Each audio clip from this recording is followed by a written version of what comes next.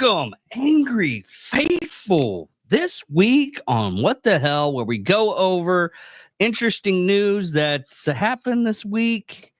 Yeah, Bill's got a new mic headset. He's working with the cool stuff.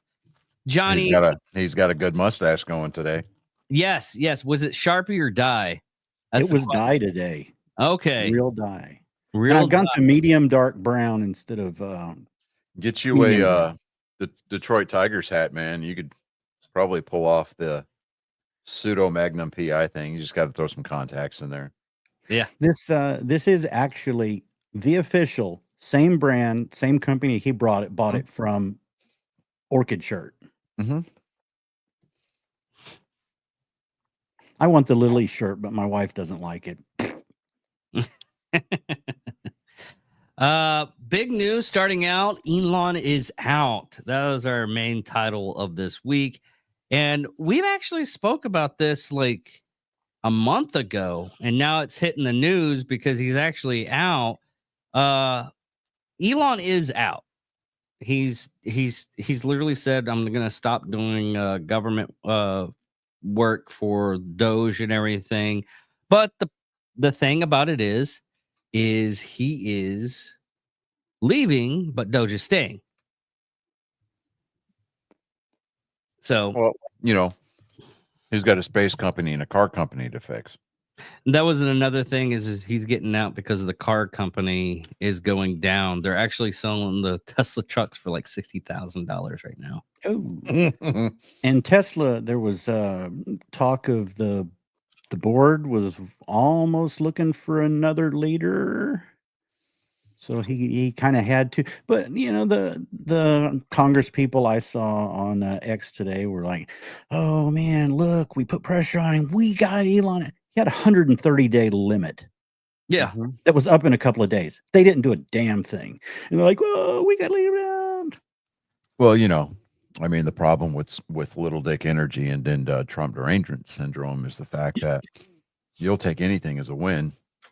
You really will, even if it's already in writing somewhere else. Yeah, I mean, we like I said, we talked about this like a month or so ago on one of the episodes, and we knew. We were like, hey, it's nothing to be surprised. But one thing that we were wondering about, and it was more clarified this week, was the fact that was Doge staying. The problem with that, though, is what the bill was, the big beautiful bill. And we covered this last week. It was actually in there that it was what I was afraid it was put into the bill that the Doge cuts weren't gonna happen and they were gonna go for tax cuts. It was basically a political deploy. So the issue is a lot of what Doge did, you can't put in a reconciliation package. You can't. There's what's his name? Steven. He's really great. Anyway, one of Trump's top people who come out all that. Stephen Miller. Oh well. Anyway, he went through a detail because everyone was griping about, the Doge cuts are in the Doge, and he said, "Look, here's why they're not. They're going to go in the rescission packages." And everyone's been saying, you could have been releasing rescission packages all along.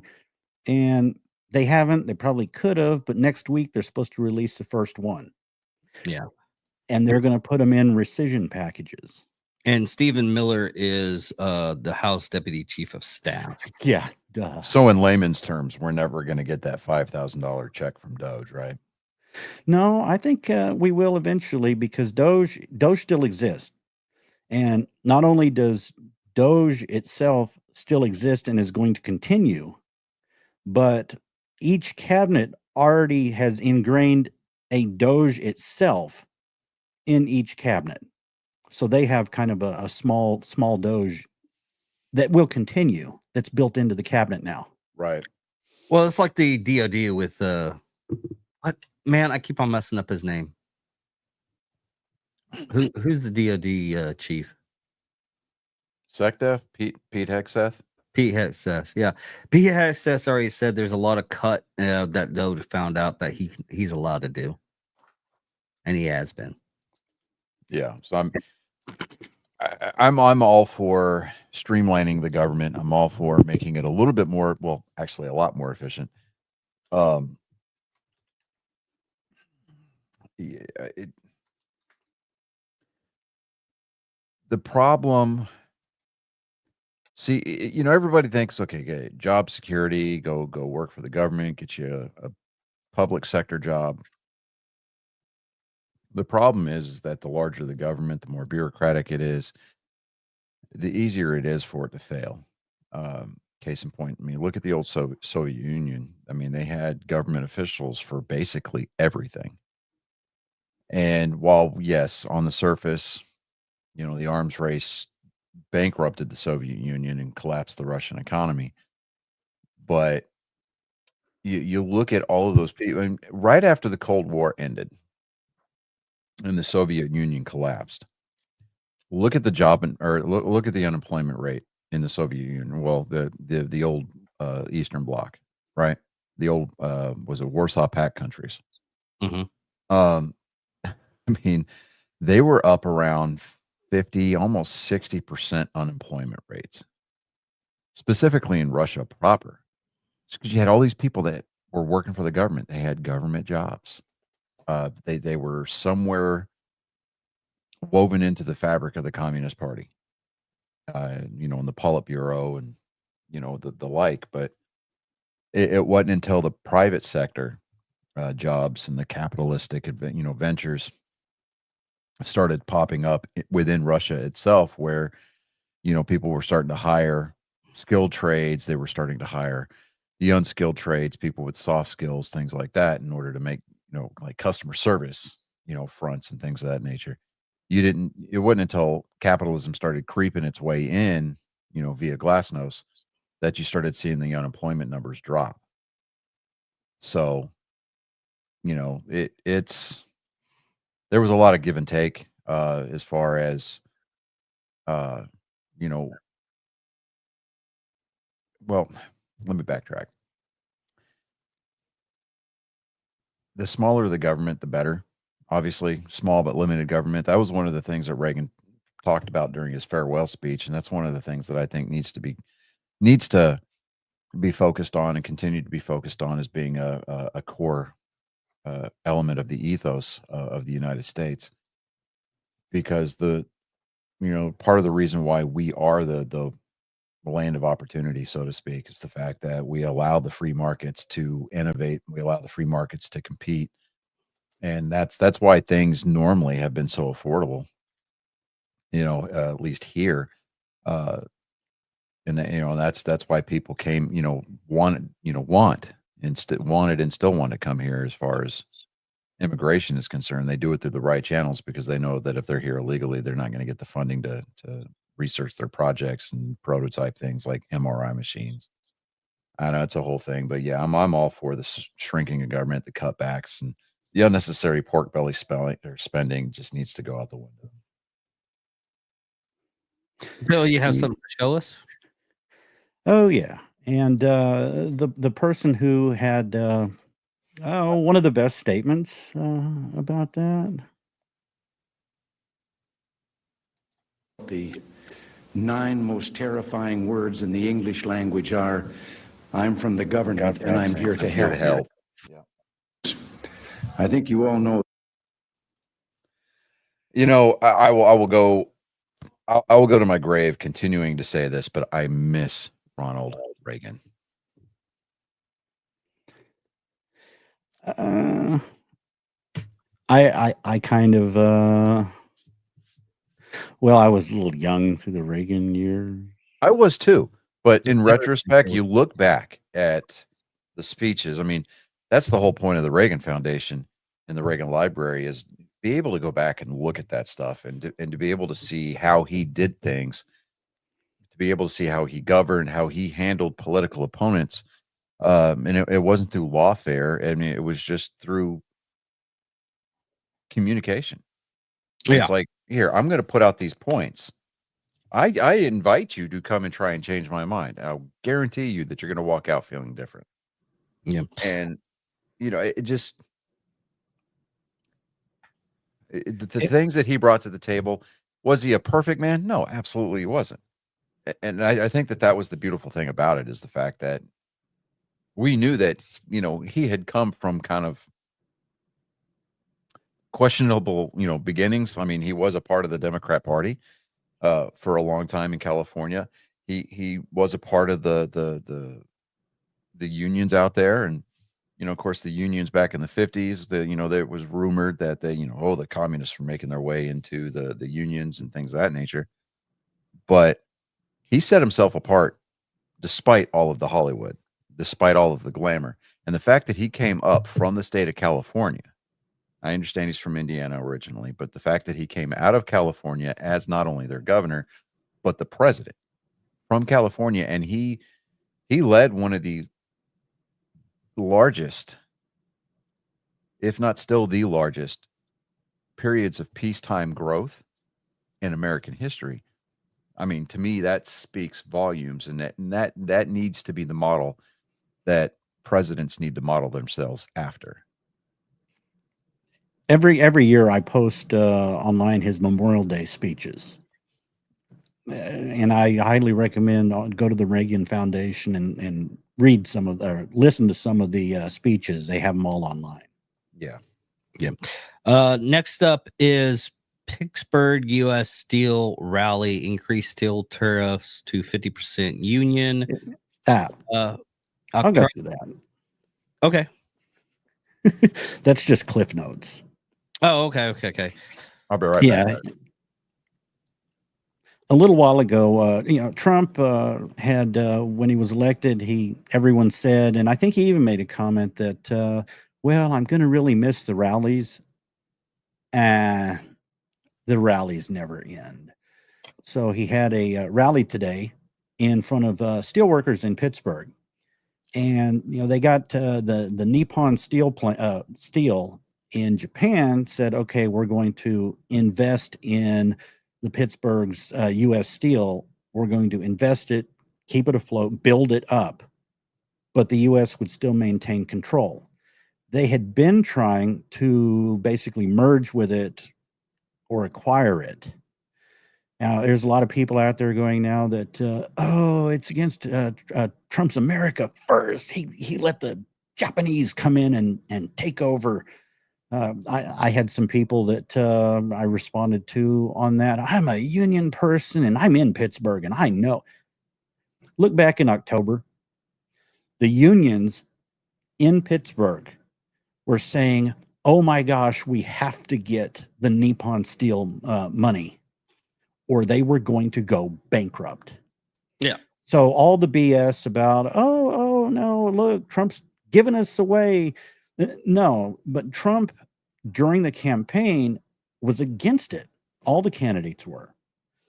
They were against the original merger, the original takeover, but he reworked it with his trade deals so that we still maintain the ownership of it. Yeah, because this is from the article and I can't believe I'm using it, but it is from the New York Times. Basically saying Napoleon Steel has maintained that is interest only into an acquisition that makes U.S. Steel a wholly owned subsidiary. The Japanese company has said it plans to share advanced steel making technologies with U.S. Steel and invest billions of dollars in the American manufacturing plants. In recent weeks, Napoleon Steel appears to reach a deal with the Trump administration that is structured in a way that meets its interest and that it's of the president's to maintain sufficient American control. And that's the New York Times. And he announced that they're getting a $5,000 bonus. Yeah. So they were excited that that he was there. I mean, he saved the steel mill. No matter what the liberals are, he's giving us away, and they don't have a clue. They don't. They don't know their ass from a hole in the ground. They really need to pull their head out and stop chumping on the corn. Well, the problem with mainstream media, and the reason why we are trying to do a reporting style every Friday is the real fact that no one reports on a lot of the stuff. I mean, with all the peace deals that Trump has done so far, he should be getting a Nobel Peace Prize. He should have last time just for the Abraham Accords. Yeah, but they won't give it to him. And does he care? Probably. I don't know the man. But with all this stuff, I mean, even with first presidents to go into North Korea and put in a couple of deals. No other president has done that. I can see the grind in your brain, Bill. What are you getting at? More of the tariffs and China. Yeah, and, get to that. And no matter what they say, and yeah, it got his goat. Trump is not a taco. What is taco? I was wondering about that. I was looking at the stuff. It's part of the negotiation style. You back off of the tariffs when someone says, "Okay, wait, I'll make a deal." You don't keep hammering the tariffs on them. You back off, give them the time, and go, "Okay, we're going to back off. Let's make a deal." You break the deal, they go back up. But just because he knocked him back down, now it came from the investment news, and then the liberals have spread it out, and now all over the internet, all the influencers are taco, taco, taco. Trump always chickens out. That's what they're saying about him reducing tariffs, like what he did with the EU. He had big tariffs. The EU came and said, "Oh no, we'll make a deal," and then he dropped them down and said, "Okay, I'll give you 90 days. I'll leave it at the drop down rate." That's a tactic. And yes, this insanity of the courts going after him and saying you can't do tariffs anymore. If he didn't have the ability to do tariffs, this administration's done. Because they don't care. The liberals don't care about the country. They want failure.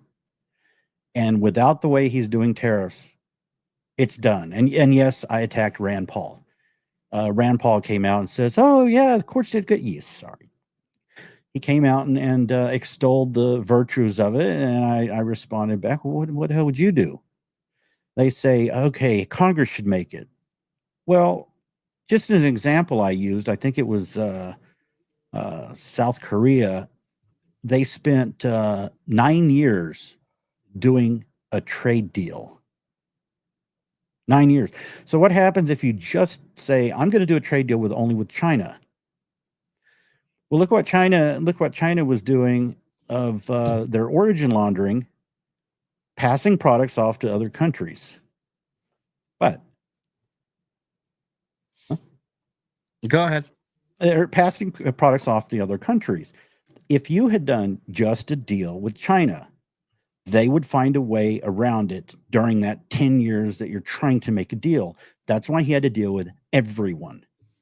And now the Asian companies are like Malaysia came out a couple of weeks. We said, I mentioned this a couple of weeks ago. Malaysian came out and said, "Okay, there is only one way for products to leave Malaysia. We have this form overseen by this group, this government organization." Otherwise, they had a dozen different ways to approve a form to get products out of Malaysia. So China was origin laundering, and Trump said, "Hey, China's origin laundering. You stop that, or I'm going to kill you with tariffs." Well, So if he wasn't doing it with all the countries at once, now Vietnam's doing the same thing. They're attacking origin laundering. You can't in this world, and they say, "Oh, it's not an emergency." Everything leads back to fentanyl. That's his emergency. everything trying to cut China off is fentanyl. And they claim they've gotten rid of fentanyl or something. We don't send it out anymore. And he goes, the precursors, you're sending out the precursors to it. So that's what he is going after. Any trade deal. Think about fentanyl and China. Well, one thing on that, Bill, is another thing that's been happening too is Tim Pool with Apple and Samsung. They're going to initiate a 25% tariff on any kind of cell phone because Tim Pool was putting stuff into India. He was going to make a plant in India, and Trump was like, "Hey, listen, we're going to do 20% tariff on any cell phone." Unless it's made in the USA, because they were supposed to have a plant here in Texas and other places in the United States, and it just looks like he's backing out of the deal. Yeah, see, here's the problem that I see, especially when I guess the left went through the appeals court to reinstate the tariffs, right? Legislation from the bench. I never agreed with it. It's a blatant violation of the separation of powers. You know, and it's what was it? Mark Levin used to call it. I don't know. He still does. Legislation by fiat. So, you know, you get some kind of like radical judge who doesn't agree with the administration on an ideological level, and they just sign some motion or pass some motion or grant a motion that basically just contradicts anything that the party or, you know, that the president wanted. Yeah, well, they're actually trying to basically stop it in the court systems through the districts, because they would have to go through that hurdle, even though they have no right to do it. But I have something on that, which is part of it. News just in from the Supreme Court. This is a 7-2 ruling involving justices now allowing the Trump administration to revoke protected status for 500,000 immigrants from Cuba, Haiti, Nicaragua, and Venezuela while the appeals process plays out. Gary, fill us in. Yeah, it was a 7-2 decision. That means that all the conservative justices and Justice Elena Kagan voted together on this case to allow President Trump to end these protections for more than 500,000 individuals from Cuba, from Haiti, from Nicaragua, and from Venezuela. Justice Ketanji Brown Jackson and Justice Sonia Sotomayor dissented in this opinion. They said, quote, "It undervalues the devastating consequences of allowing the government to precipitously upend the lives and livelihoods of nearly 500,000 non-citizens while their legal claims are pending." Now, this all become Homeland Security Secretary Kristi Noem had been seeking to end this Biden-era program that allowed these individuals from those four countries to live and to work in the U.S. for up to 2 years. And now it was that 2-year deadline that the Trump administration was unhappy with and was trying to move up and to get these folks out of the country. Now, in terms of what is going to happen next, these individuals are going to have to find another reason to be in this country, and another legal reason to be in this country. That could come via a student visa. That could come via a different type of work visa. But it has to not be through this program, at least while appeals are underway. Now, this could, of course, change, right? Because the appeals court could reverse what the Supreme Court has said here, and then it could go back to the Supreme Court. But this all started where a Massachusetts U.S. district judge said the administration could not just sweep this away entirely without these individualized determinations. Now, the Trump administration argued you can't individually determine with 500,000 people in any sort of specific amount of time. It needs to be done faster. It needs to be done as a block. That's something the Supreme Court said, actually, you can. Now, correct me if I'm wrong, and I'm just drawing from the years of television legal system education that I've got, but isn't it to where the Supreme Court, when they rule on something, that's it? Yeah, it is. So why is it that they're going around and they're trying to go backwards? I don't understand that. The Supreme Court can throw it back to the lower courts. They don't have to make a decision. But they did. Well, I'm just in general. Yeah, I mean, not in necessarily general, in that yeah. case, but in general, If they the can. Supreme Court they can wants do to kick that. the can back down the road, fine. But they made a decision here. I don't understand where the appeals are coming from and how they're legal. Well, okay, this is it's becoming political, which the justice. It's always been political. Really, things It's are always- political. Things are political with this channel. But it's a lot harsher because now we're actually able to see it. We've seen it many a times, barely through Obama's administration. We've seen it almost non-existent during Bush administration, unless you're paying attention to CNN, MSNBC. I don't even know MSNBC. How new is that? MSLSD is not a credible source. Okay, It's about as credible of a source as the Drudge Report here lately. which is I really don't remember what it was, but the Drudge Report had its first first actually pro-Trump headline in probably a few years. Yep. This week. Or Fox News. Okay. Those are the only sources, and unless you were paying attention to those channels, and back in the day, no one paid attention to those channels. What about Now- those fine ladies on The View? Jesus Christ, Bill, I swear. Didn't Disney's CEO tell them to back off with the anti-Trump comments? Yeah, I don't think they did. I keep on seeing this thing that the Trump administration is suing The View for $800 million. I don't know if that's true or not. You know, a But number that big is nothing more than a ploy to allow the studio to do the right thing and cancel the show. It sounds like they're trying to, with that number, I haven't seen that figure, but it sounds like they're trying to make some comparison about the $800 million lawsuit that Fox News lost. And there is something really good. I haven't watched the video on Sky News about that issue of The View and the CEO of Disney and stuff. So I'm going to watch that tonight and see what comments they have. Sky News is hilarious in Australia. Yeah. Now, you mentioned Mark Levin a little while ago. Mm-hmm. Yeah, the great one. Yeah. Yesterday, he put out this post, or last night, I had found and bookmarked this post. The next massive political movement, if the Supreme Court does not stop what these lower courts are doing, and quickly, I am going to lead a movement to pressure Congress to remake the lower courts.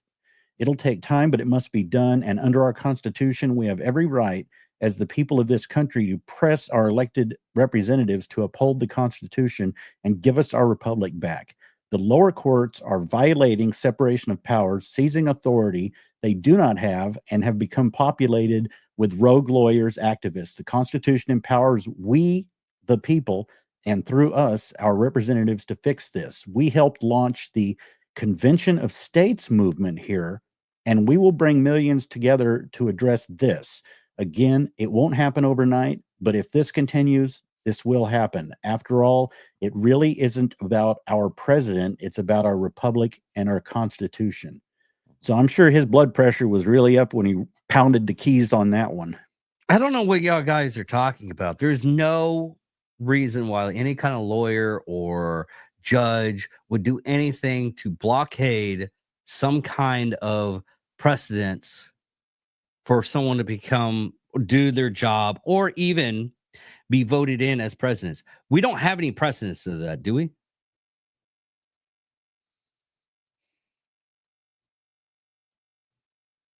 That's a legitimate. I think it exists.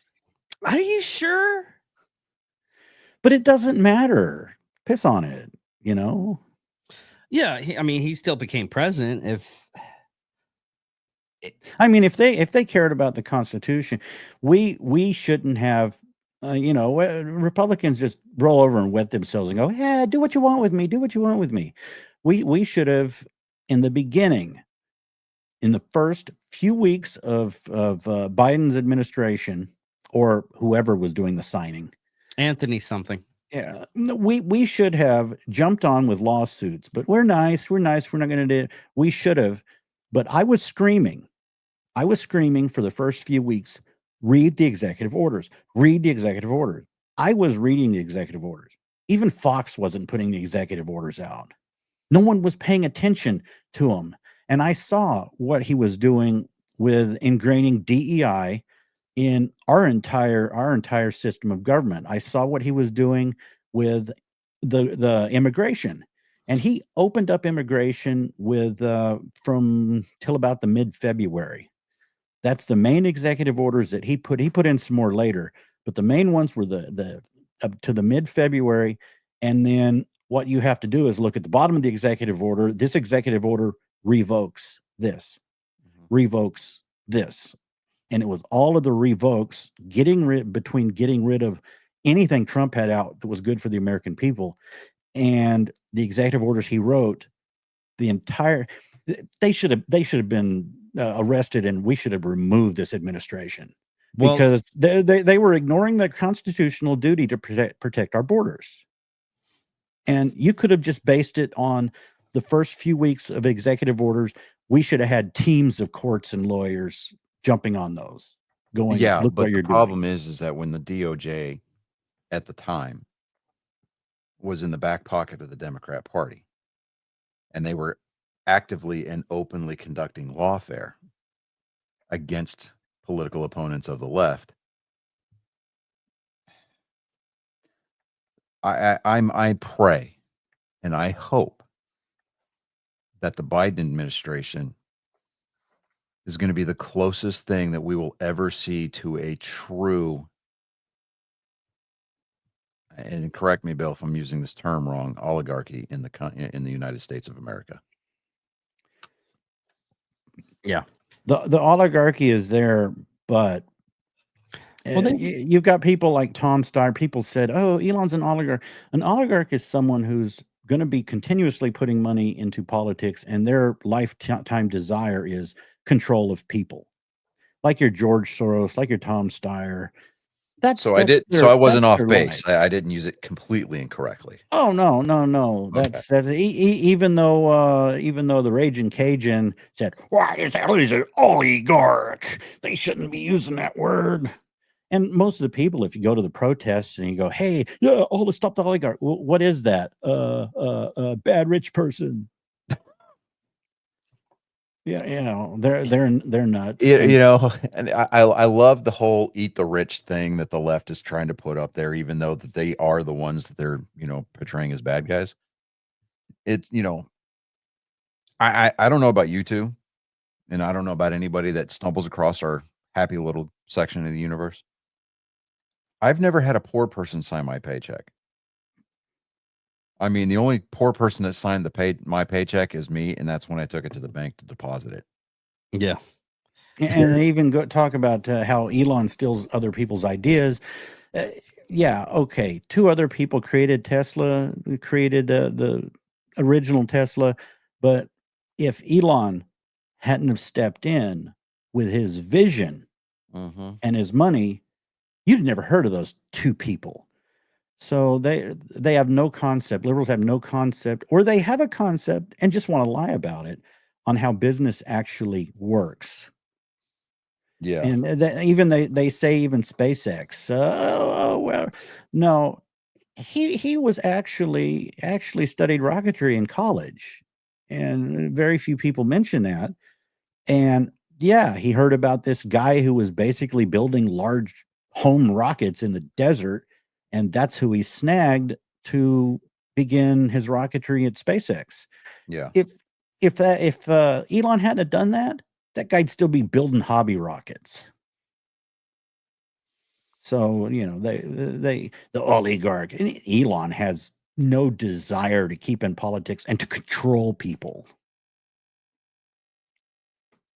So Yeah, I mean, and who I was talking about is Anthony Brennell, who was the first lady's senior advisor.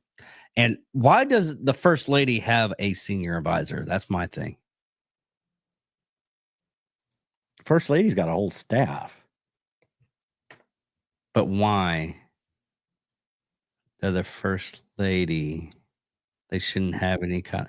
I honestly, I understand that some of the first ladies have like stuff they want to promote and everything. I mean, Trump's wife, what's her first name? Melania. Melania. Okay, Melania. Melania. There we go. Good, There we go. good for you. Good. She's actually promoting orphan kids that get aged out with homes and a step to go forward to better themselves.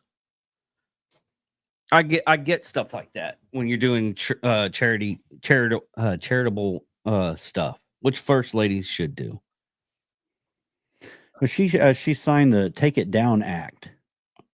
That was to take down if you have like AI generated fakes that are sex type with young girls. I think is what it was all about.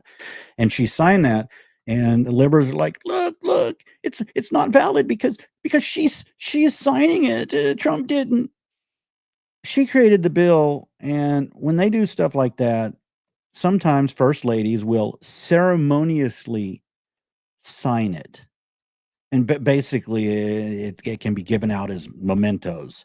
But yes, Trump did sign it. It was a ceremonial thing where she signed it in front of everyone. I know the liberals have gone nuts over that. Well, okay. It's not valid. The auto pin is fine because they're using this that she's signing. What it is on something like that is they're trying to get anything they can to stick to the wall. I mean, And they can't. If you don't boil the spaghetti noodles, they're not going to stick to the damn wall. You're just tossing for no apparent reason. Now, another thing that we put up here, Katie Hopkins. Who is that, Bill? Oh, she's someone I followed. See, I follow the UK, Canada, China, Australia. I follow them closely, and one of the ones that I follow is Katie Hopkins. Her program is Batshit Bonkers Britain, and she was one of them during the campaign. She would wear a "Make America Great Again" hat. A lot of people in the UK were big Trump supporters, and she pushed that, and she was so thrilled when he won. And it's people around the world who look at Trump as a symbol whose their countries have gone to hell. They're a cesspool, and the freedom-loving people in those countries beneath the surface look at Trump as a symbol of America is pulling out of it because of him. We can too. So that's where you have the accent of back of Nigel in the UK. So he's bringing it up, but not a conservative. He's bringing it up as a reform party, but it's kind of going. And she made a statement that I had written down: when facts become hate speech, the truth becomes an arrestable offense. Because they're arresting people in the UK for you can share a meme and someone gets offended and you get arrested. Yeah.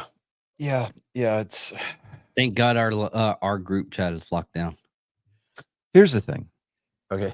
Huh? And I love. I cannot remember the name of the guy. But he's going to be running as a conservative for prime minister in their next election cycle over in England. And he's modeling his campaign after Trump's Make America Great Again campaign, because he's tired of seeing these neighborhoods being claimed, these historically English neighborhoods being claimed by Muslims, immigrants getting away with just everything under the sun. And the overall, how can I say this gently, the feminization of the Metropolitan Police Force. I have not talked about female officers enough of how horrible. Donut operator sent a video. Well, hold on. Time out real quick. Okay. Okay. Let me clarify that statement because I could almost see Bill clinch in his seat right there when I said feminization. We're talking about the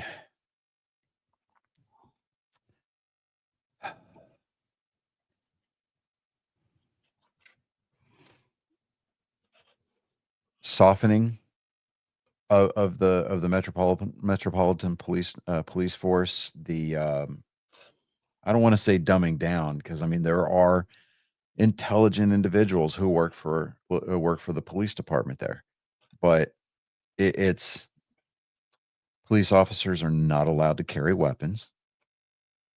They, I mean, just the basic rights to due process. I mean, like they don't need a probable cause warrant to come and enter your house. They just knock on your door and they can come in. And I'm like, okay. And all it takes is an allegation. They don't send anybody to say, hey, this is what was said. You know, what's your side of it? No, they come and they arrest you.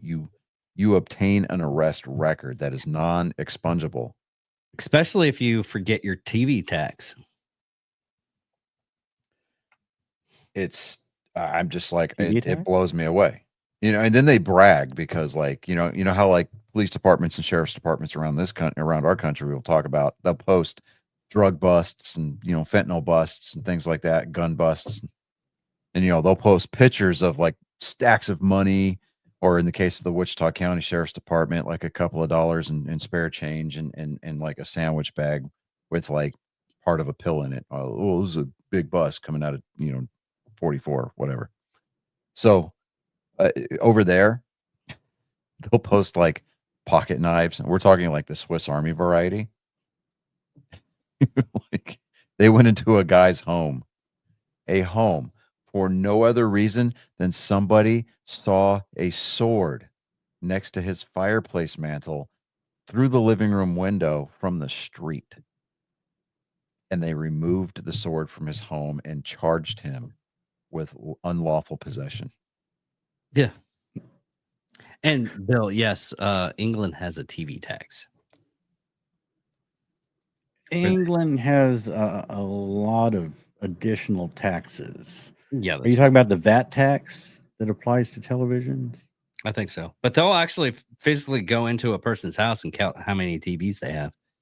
And you know, if you have an electric vehicle, they will reimburse you for tires. Yeah, don't care about that. Tires cost you nothing over there. Yeah, but what kind of tires are you getting though? I mean, you're obviously not getting the good tires that Oh, you need yeah, to no, grip no, those no. nice sloppy wet roads that just happen to be there all the time. No, you actually are, because they've been pushing the EVs so much, but they're having a problem with it because they've spent so much money on it. Now they're having to try to back off of it, and people are too used to those the EV rebates. Just like I don't think Elon he wants to save money, but I don't know how thrilled he is that the $7,500 EV rebate is going to be going away. I didn't hear it, but I heard something about it, that he made a comment that's, you know, third party. I'd like to look for it, but evidently he made a comment about that, or Tesla itself or their board members did, about how much they're going to lose when that $7,500 rebate goes away. Because it was originally a tax rebate, and then it turned into we're actually giving people $7,500. Jesus. What kills me about EVs just in general is it's great. The idea, it's great from a romantical, you know, standpoint of, you know, you're offsetting your carbon footprint. But the carbon footprint that you create by the manufacturer of that car, and then after, I think it's like 5 years or something like that, or 10,000 charges, you have to replace that battery. And that battery is 2/3 the price of the car and not covered under warranty. So, and as soon as you do that, you're starting back over at square one because the environmental impact that is required to produce those batteries. It blows my mind. What's really messed up is you have. I've always wondered this, okay? Because it being electric car, but Tesla has something called a car wash mode. So if you have to press the car wash mode, so you can get it go through a car wash. Yeah, otherwise your car will catch fire. And if you're going to drive it like a race car, if you're going to drive it like through the mountains or a racetrack, you better deactivate its auto lock on its parking brake, Oh yeah, or you're going to fry your rotors. You got to remember to I've watched people, oh, here we're putting it through its paces, but and it has this mileage, but if you drive it like I would through the Smoky Mountains, that can cut that down to like a third of the listed mileage of the vehicle. but it also can stop a car bomb though. Well, you know what I love is a like all Cybertruck. these. I'd hate to do that with a Model 3. I love all these stop oil protesters. You know, they stop. They lay down in the middle of a busy highway and stuff like that. The high vis vests that they're wearing, they're made with petroleum products. The No, they're not. shoes, They're the shoes that they're wearing, made with petroleum products. I mean, Johnny, quit using logic. Jesus. And a Tesla does have oil. Yeah. And if you have to do an oil change with where the Tesla is, they got to practically take it apart to get to it. It's an expensive oil. Sure, okay, it may not be as frequent as a standard vehicle, but if a leak does occur, you're screwed. I saw a picture. It was a couple of years ago. Back when the Chevy Volt was like being pushed real hard. You know, this guy, he it was great. All right. So he mounted from the rear fender an alternator with a belt attached to the rear wheel, right? Or to the rear hub, right? The car was constantly recharging itself because he wired the alternator that he had rigged up on the outside of the car to plug into the charging port. So as he's driving, it's continuously recharging itself.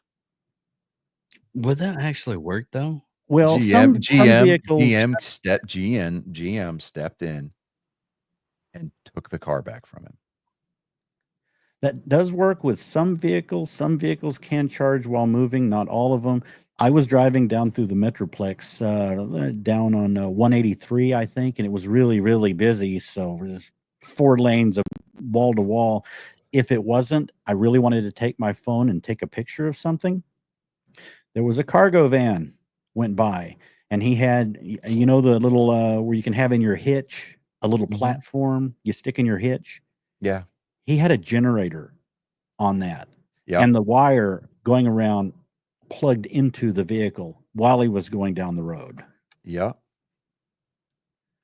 It baffles me though that it actually work. Well, I mean, it's not the prettiest looking thing, but shade tree mechanicking, it's a beautiful thing, man. It really is. I mean, the results look clunky as shit, and they're not what's the word I'm looking for? Streamlined. and it won't work with all of them. I don't think it'd work with Tesla. Now, I have been No, if Tesla finds out that if you've tampered with the charging system, they will remotely ban your car from their supercharging stations out on the highway. Oh, Yeah. But, Yeah, because there's another company out there called Falcon, I think, that offers offers some supercharging stations out there on the highways and byways. And if Tesla sees that you've plugged into one of them, you get a notification on your dash, on your display screen. Supercharging privileges are revoked. Yeah, it'd be like that, dude. It has Yeah, to be a Tesla. the technology, unless he rehired some of them last year, I think it was last year or late the year before, laid off his entire charger development team. The only people they kept are people who would work on upkeep of the currently installed units. That was when Biden came out and said, okay, we're going to pay for charging units. He was like, okay, good. We don't have to mess with paying for the support, paying for building new units. And that's when you came out with Buc-ee's that has superchargers, that has charging units. I don't think they're superchargers. But then if you look on the other side of the parking lot, you have Mercedes-Benz chargers, because Mercedes has partnered with Buc-ee's now. So any of the new Buc-ee's, they're not getting the Tesla chargers, they're getting Mercedes chargers. Yeah. And yeah, a couple of years ago when I was looking, because I was wasting a lot of time in these groups, these Facebook groups that are EV versus internal combustion engine groups, and they were talking about how great they are. And I says, look, the state of Oklahoma has 8 supercharging locations in the entire state. As much driving as we do to casinos, we would be running out of juice all over the place, because even their regular chargers were far and between. And when you look at people doing ratings on that, well, I pulled up to that charger and 3 out of 5 of them were broke. So it's because people vandalize them like crazy. Well, this was before this isn't the vandals where they cut into them. This was just, they were malfunctioning. Outside of the actual vandalizing, and then some of the cost of them. Although I don't know, I'm leaning a little bit toward kind of liking the idea. Not Tesla, because I think they're boring as hell. It's just yards of plastic and a big iPad in the middle. I don't go for that, but there is a chance that my wife could possibly end up driving a long distance to work. I won't go into that, but I'm going, that's a long way, and maybe we should look into an electric vehicle. Well, depending on how gas prices can go. Now, is there anything that we need to talk about before we end the show? A couple of small things. You got like 7 minutes. Okay, you got to watch out with X. The algorithm over the weekend was just totally effed. I went through and it was disgusting. I would get like one conservative per about 19 of your top liberal influencers, politicians. So somehow they had manipulated the algorithm, and it was absolutely disgusting. It was just hate after hate after hate after hate. So kind of got to watch out for that. And sometimes you can manipulate the algorithm, stop posting to them. Okay, stop replying. That still wasn't working. I was liking and bookmarking every conservative post that I saw come up. Still didn't work. And you saw other comments from conservatives mentioning it too.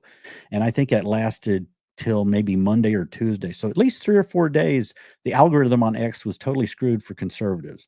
And people are like, oh, yeah, no, we don't do that kind of thing. Well, no, you've done that thing ever since the Tea Party, when you did flag spam campaigns against people to get their accounts deleted. Yeah. And had one other thing on Grok. It's the lesson of the week from Wild William on Grok. I have to do a sleep study, and it's a special sleep study that isn't just an overnight for a CPAP or BiPAP sleep study. It's you've got to do it and then stay part of the day afterwards and they read you taking a nap and doing other things. In Wichita Falls, there is no doctor who can do that. There's no clinic who can do that second part. They have quit. So I have 2 tests that need to be done that the doctors have quit, the people in the clinic have quit, and they can't be done in Wichita Falls. So what do? The Metroplex. Okay, I can sit down and, okay, I was about to go, okay, where else in the Metroplex does sleep study? Okay, is it on, do they have Aetna? What are the reviews and stuff? And it would have taken me a day, right? To go through the details of it. So this is what you can do.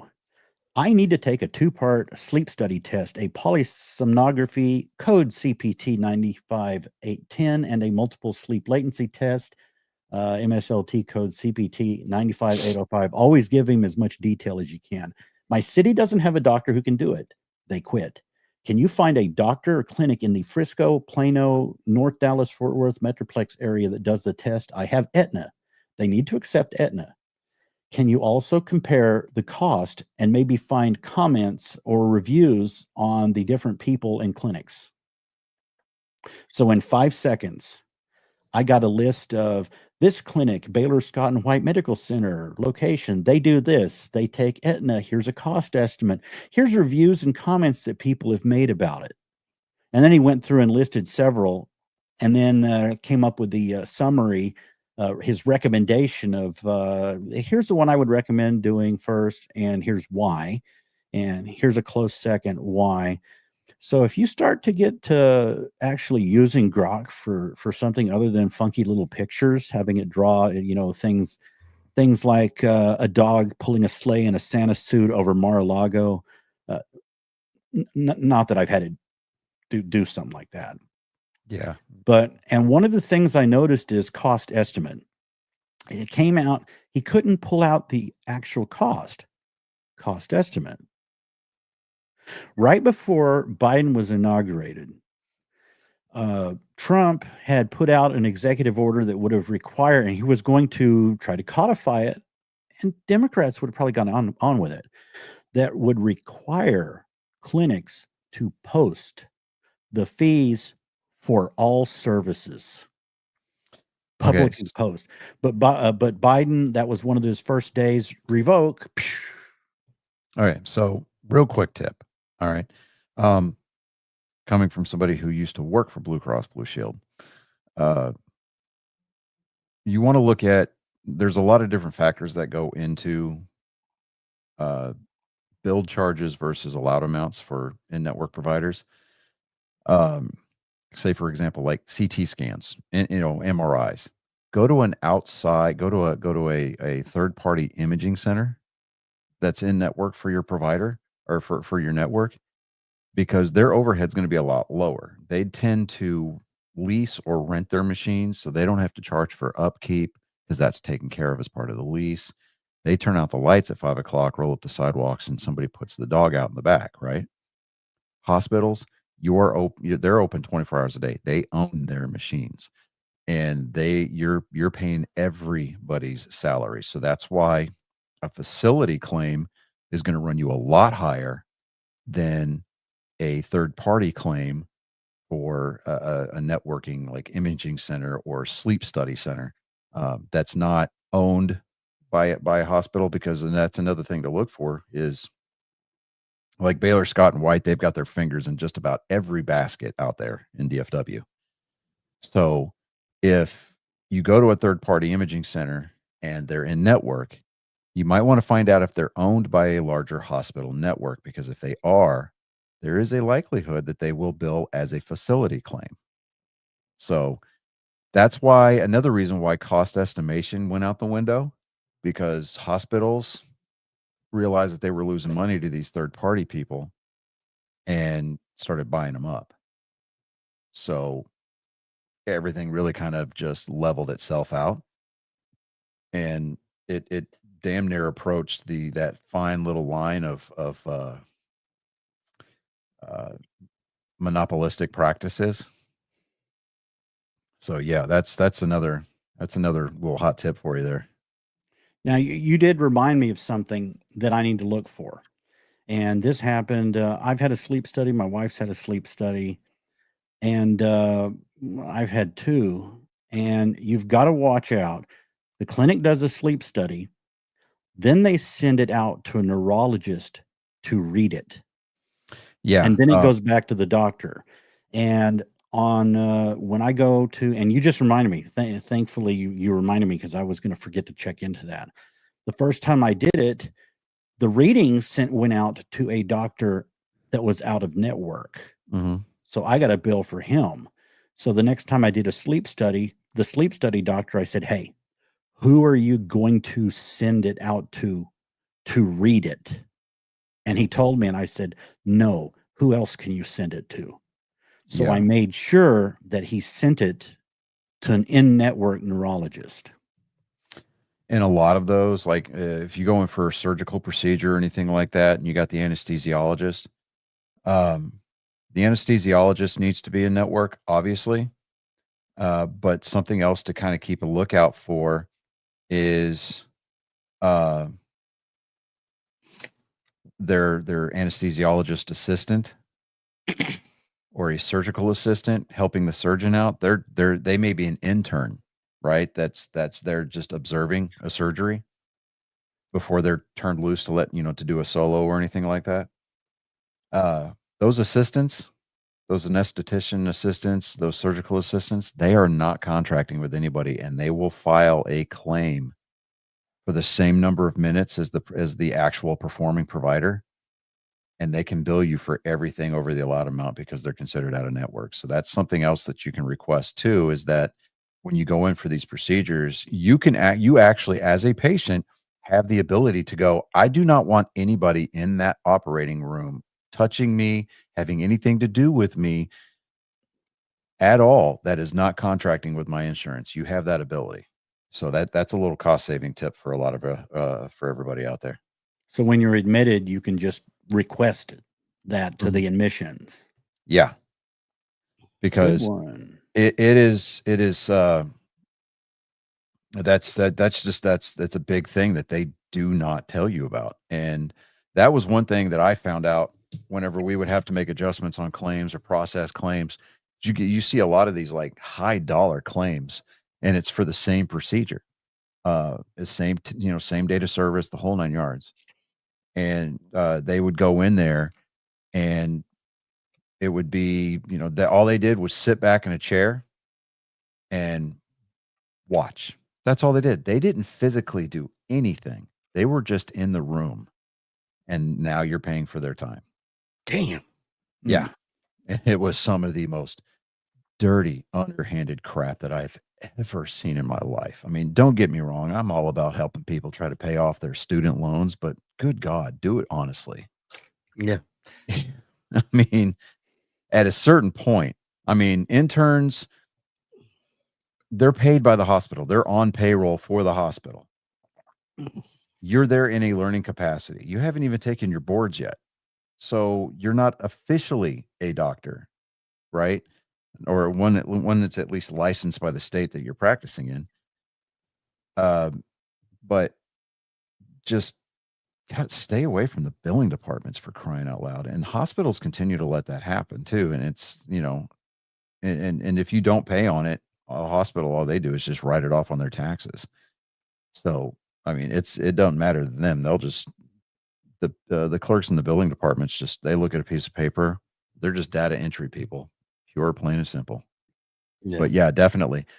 If you're going in for a procedure of any kind that's considered invasive by any stretch of the imagination, anything from being intubated to something as simple as aspirating a joint, anybody and everybody that's in that operating room, or anybody that will have anything to do with that procedure, that will physically be in that room or have any hand on you, you can request that they not be there unless they're contracting with your insurance. All right. Excellent medical tip. Thank you. Now, in the show, we got 2 viewers. Thank you all for watching, keeping up with us. And if you like the program, and I think you should, because we're three really great guys, you should like and subscribe to see us every week. Don't miss an episode. Don't forget to hit that notification bell. Nothing comes across more disingenuous than when somebody says, "We're really great guys. You need to give us a chance." Yeah. That's shady as hell, Bill. I've so many women from that. Learning experience. And I wish I knew where to point to a lot of people point to the like button and the notification. It's down. So like, subscribe down here. Okay. Hit the little bell notification so that way when it comes up Ding, ding, ding. anytime, don't mute us, but you can get notified anytime we're getting ready to go live. It's usually a 30-minute prior, notifications. That gives you plenty of time to get shower and shave and take care of everything that you could possibly need. Or just put it on your phone. Before you sit down and get comfortable and have your soul eviscerated in form or fashion. So, yeah. Or don't lose a minute of us. Just take and put it on your cell phone, and while you're walking around doing laundry, set it next to the washer and keep watching us. And you go in the bathroom, sit down, keep watching us. I don't know, man. So you don't want to miss a minute. You don't want to miss Bill, a minute. with No Bill telling right in the what middle of happens. this little sandwich here. If he's talking about putting us on a washer, it's the people watching him that are getting on the washer. I'm just saying. I mean, that mustache, the shirt, bro. Hey, I've dyed the mustache. The only thing that he needs is the underpowered red Ferrari. There you go. But thank you all. I'd actually rather have a gold Testarossa. But anyway. Thank you all for watching. Thank you all for listening. I'm David Dickerman. I'm Johnny Skelton. I'm Wild William. Check us out next time, next Friday. Love you guys. Later. Sesame Timbers, everybody.